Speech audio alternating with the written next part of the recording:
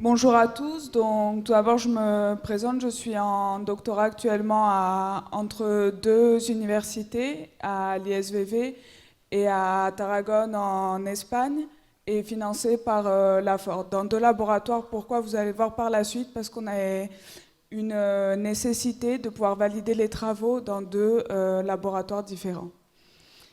Donc aujourd'hui, je vais vous parler des impacts des tannins œnologiques vis-à-vis des phénomènes d'oxydation dans les vins. Donc tout d'abord, pour vous resituer un petit peu le contexte et qu'on soit tous d'accord, les tannins œnologiques sont divisés en deux grandes familles. On trouve les tannins condensés et les tannins hydrolysables. Les tannins condensés, on les trouve notamment au sein du raisin en règle générale, que ce soit pépins ou pellicule. On peut aussi les extraire à partir de bois exotiques tels que le quebracho ou le mimosa. Et puis les tannins hydrolysables, on peut les extraire à partir de chênes et de châtaigniers, comme ceux qui proviennent de la barrique, et puis les gallo-tannins à partir de noix de Galles et de Tara.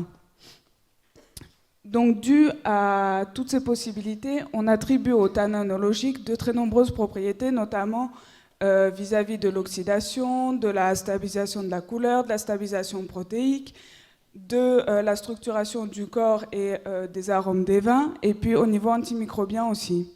Ceci dit, attention, il faut savoir que toutes ces propriétés, à l'heure actuelle, ne sont pas autorisées par l'OIV, c'est-à-dire que lorsque l'on ajoute des tannins œnologiques, à l'heure actuelle, c'est uniquement dans le but du collage des mous et des vins, du moins légalement. Ceci dit, donc, les laboratoires au sein desquels je travaille actuellement ont décidé d'essayer de participer au niveau de l'OIV à la révision du codex œnologique et donc de pouvoir ajouter toutes ces propriétés, les confirmer afin que les vinificateurs puissent utiliser les tannins œnologiques dans d'autres buts que le collage des mous et des vins.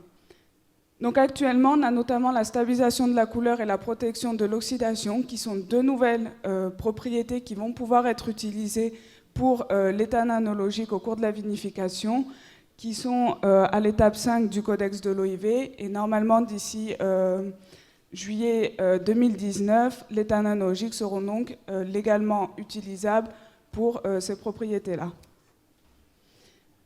Donc aujourd'hui, je vais vous présenter leurs propriétés vis-à-vis des protections de l'oxydation. Et donc, on va voir différents types d'oxydation qui sont possibles dans les mous et les vins. Donc tout d'abord, on parlera de la capacité antioxydante, de la consommation directe d'oxygène, et puis de la capacité antioxydasique, c'est-à-dire les effets anti-lacase, c'est-à-dire les effets contre Botrytis cinerea qui peut dégrader de nombreuses vendanges. Donc tout d'abord, concernant la capacité antioxydante, très simplement, on a utilisé 36 tannins œnologiques qui proviennent de diverses entreprises et de différentes origines botaniques, auxquelles on a appliqué différents types de tests de capacité antioxydante. Il faut savoir qu'au niveau de la capacité antioxydante, on a deux types de mécanismes, soit un échange d'électrons, soit un échange radicalaire. Donc, ce qu'on peut constater une fois qu'on a étudié tous les tannins, vous pouvez voir ici de ce côté qu'on a tous les tannins de groupe 3 et 4, c'est-à-dire les tannins hydrolysables, qui vont dans le même sens que nos méthodes de capacité antioxydante.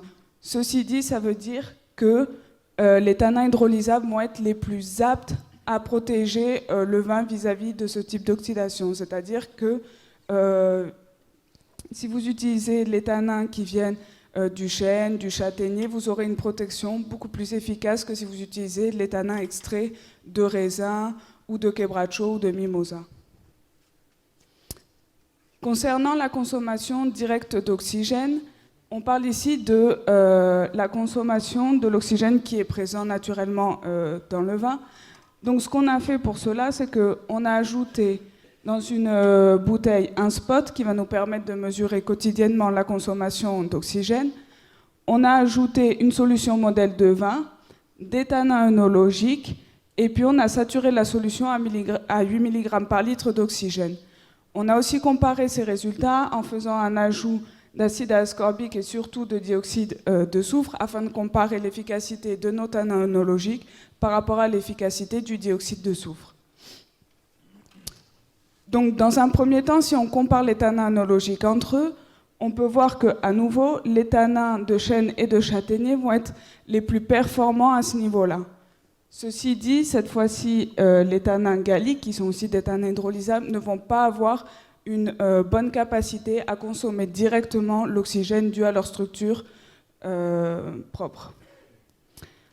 Ensuite, si l'on compare ces résultats par rapport au dioxyde de soufre, et notamment dans le cas des élagitanins qui sont les plus efficaces, comme je viens de vous le dire précédemment, on peut se rendre compte que si on compare à une dose ajoutée de manière normale et courante dans le vin de tanin à une dose de SO2 actif dans le vin, on se rend compte qu'au final, la capacité à consommer directement l'oxygène de nos tanins œnologiques, dans certains cas, va pouvoir atteindre quasiment le même niveau que le dioxyde de soufre à consommer l'oxygène.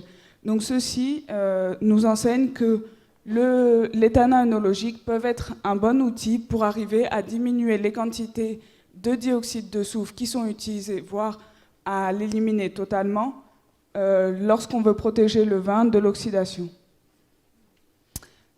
Enfin, si on regarde les effets des tanins œnologiques vis-à-vis des capacités antioxydasiques et donc vis-à-vis de la lacase qui est produite par Botrytis cinerea, on se rend compte qu'ici, donc, on est sur un mécanisme d'oxydation qui va oxyder nos composés phénoliques en quinone. Et ceci se traduit par un brunissement des vins avec une formation de pigments bruns. Ici, nos composés phénoliques, ici, l'oxydation par la lacase. On passe d'un vin blanc à un vin que l'on peut qualifier de marron. Donc, du coup, pour cela, ce qu'on a voulu faire, c'est prendre un mou que l'on a contaminé par Botrytis cinerea et auquel on a ensuite ajouté différentes doses de tanins. Et ce que l'on peut constater, c'est que dans tous les cas, avec tous les tanins œnologiques utilisés, on a une diminution de l'activité résiduelle de la lacase, c'est-à-dire que le Botrytis cinerea va produire moins de lacase et des lacases qui vont être désactivées et qui donc ne pourront pas dégrader nos composés phénoliques et donc n'entraîneront pas le brunissement des vins. Donc afin de voir ceci de manière un petit peu plus visuelle, on a réalisé des vinifications en blanc tout d'abord. Et donc ici, ce qu'il faut savoir, c'est que quand vous avez une différence de couleur qui est supérieure à 3, cela veut dire que vous serez capable de faire la différence entre deux différents vins.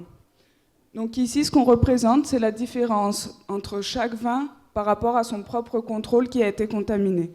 Ce qu'on remarque, c'est dans le cas du contrôle contaminé par rapport au contrôle non contaminé, on a une différence qui est quasiment de 10, c'est-à-dire que vous serez tout à fait capable de faire la différence directement entre les deux vins. Vous aurez le contrôle négatif qui sera blanc et le contrôle positif qui sera marron. Le consommateur n'en voudra pas. Lorsque vous ajoutez les tanins œnologiques, et notamment les tanins de pépins et de pellicule, on arrive quasiment à passer en dessous de la barre des 3, ce qui veut dire que vous ne serez pas capable de faire la différence entre le vin non contaminé et le vin contaminé auquel on a ajouté les tanins œnologiques. C'est-à-dire que le consommateur ne saura pas que le vin initialement était contaminé par les lacases de Botrytis cinerea. On a réalisé la même étude sur rouge, et sur rouge, ici, les effets sont encore plus marquants. On arrive très clairement à passer en dessous de la barre des 3, c'est-à-dire qu'on a réussi, entre guillemets, à sauver le vin et ses composés, et donc à protéger la couleur des vins. Donc si on résume, les tanins œnologiques ont une capacité antioxydante. Ils ont aussi une capacité à consommer directement l'oxygène et une capacité antioxydasique et donc à protéger la couleur des vins. Ceci dit, attention, le SO2 reste quand même toutefois plus efficace dans une certaine dimension que les tanins œnologiques. L'objectif est donc de trouver un moyen de diminuer les quantités œnologiques en additionnant des tanins œnologiques, voire peut-être un jour de totalement éliminer le dioxyde de soufre en le remplaçant totalement par les tanins œnologiques. Donc si vous voulez un petit peu plus d'informations, vous avez tous les résultats plus détaillés dans ces deux publications-là. Et puis, je vous remercie pour votre attention. Voilà. Merci bien.